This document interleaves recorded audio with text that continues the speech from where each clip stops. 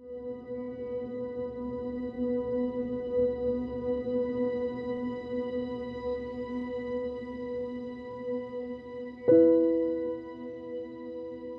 live in a world where we face a whole variety of new conflicts that we just haven't seen in earlier times.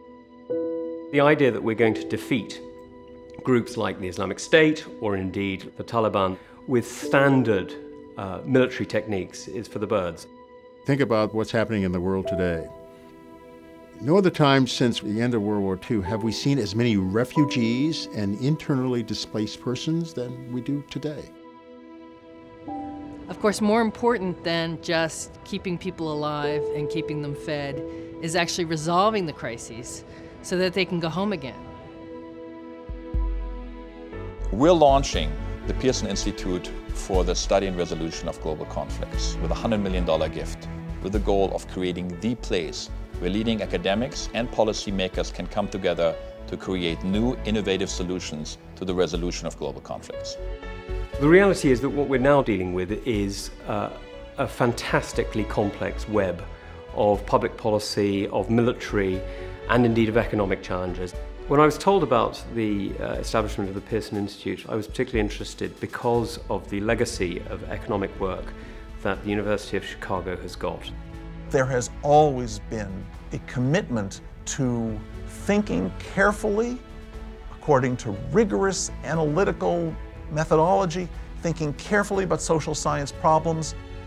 We're bringing together quantitative, rigorous, data-based approaches that have been successful in so many other policy areas to the area of global conflicts.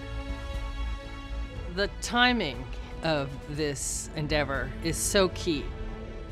The prescriptions are underexplored, and the international community is looking for better ways to act together to address these problems. Quantitative data is essential for conducting good evidence-based policy. The fact that the Institute wants to make it a priority can really have a big impact. Everything that we do is focused on evidence-based and results-driven. It's the only way we can evaluate whether or not we are reaching the outcomes we want to see.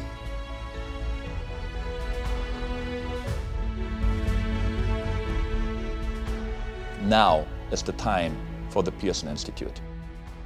We have tremendous humanitarian costs.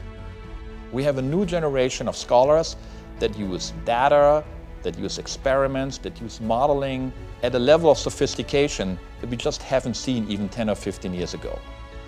Having conversations with academics can be extremely productive and extremely effective in seeking practical solutions. When I first heard about plans for the Pearson Institute for the Study and Resolution of Global Conflicts, I was thrilled. The people themselves who are caught up in these crises, they don't have the luxury of sitting and reflecting on what needs to be done to solve this. We need the best minds. The dilemmas of policymaking, the unraveling of the states in Iraq and Syria, you are seeing policy questions that demand the most careful thought, and it's going to happen here at the Pearson Institute. With this investment from the Pearson family, we really have the opportunity here to have a dramatic policy impact in the greatest foreign policy challenge of our time.